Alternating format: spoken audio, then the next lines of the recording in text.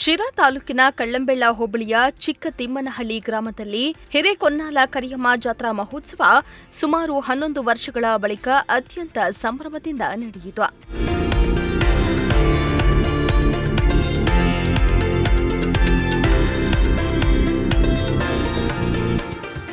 ಸಪ್ತ ಗ್ರಾಮಗಳ ಸಹಯೋಗದಿಂದ ಚಿಕ್ಕತಿಮ್ಮನಹಳ್ಳಿ ಗ್ರಾಮದಲ್ಲಿ ಈ ಜಾತ್ರಾ ಮಹೋತ್ಸವ ಸುಮಾರು 5 ದಿನಗಳ ಕಾಲ ನಡೆಯಿತು.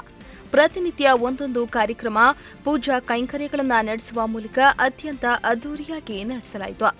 ಜಾತ್ರೆಯ ಪ್ರಯುಕ್ತ ಚಿಕ್ಕತಿಮ್ಮನಹಳ್ಳಿ ಗ್ರಾಮದಲ್ಲಿ ಹಬ್ಬದ ವಾತಾವರಣ ಸೃಷ್ಟಿಯಾಗಿತ್ತು.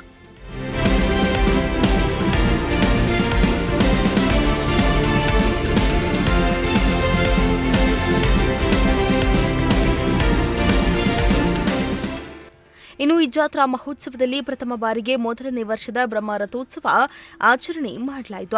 ಗ್ರಾಮಗಳ ಗೌಡರು, ಶಾನಭೋಗರು ಹಾಗೂ 12 ಕೈವಾಡದವರು ಸೇರಿ ಈ ಜಾತ್ರಾ ಮಹೋತ್ಸವವನ್ನು ಮುಂದೆ ನಿಂತು ಅತ್ಯಂತ ಅದ್ದೂರಿಯಾಗಿ ನೆರವೇರಿಸಿದ್ರು. ಈ ಸಂದರ್ಭದಲ್ಲಿ ಲಕ್ಷಾಂತರ ಭಕ್ತಾದಿಗಳು ಈ ಜಾತ್ರಾ ಮಹೋತ್ಸವದಲ್ಲಿ ಪಾಲ್ಗೊಂಡು ತಾಯಿ ಕೃಪೆಗೆ ಪಾತ್ರರಾದರು ಎಂದು ಗ್ರಾಮಸ್ಥರು ತಿಳಿಸಿದ್ದಾರೆ.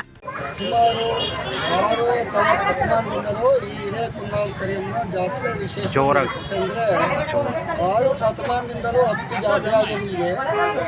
ಮತ್ತೆ ವರ್ಷ ಕಂಬು ದೇವರ ಕಾರ್ಯ, ಕಾರ್ತಿಕ ಉತ್ಸವ ನಡೀತಾ ಇದೆ. ನಾವು ಸುಮಾರು ಈಗಾಗಲೇ 10 ವರ್ಷದಿಂದಲೇ ಕುಂದಲಮ್ಮ ಜಾತ್ರೆ ನಡೆದಿರಲಿಲ್ಲ. ಮತ್ತೆ ಈಗ ಒಂದು 11 ವರ್ಷದ ನಂತರ ನಡೀತಾ ಇದೆ.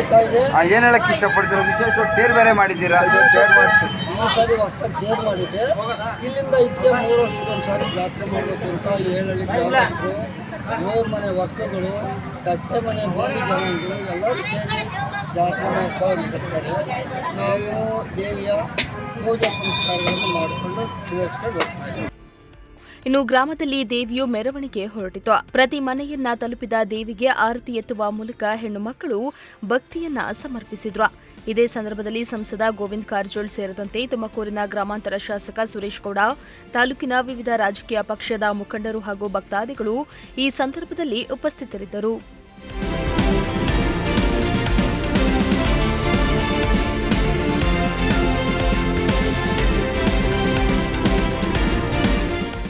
ಶ್ರೀಮಂತ ಪ್ರಜಾಶಕ್ತಿ ಟಿವಿ, ಶಿರಾ.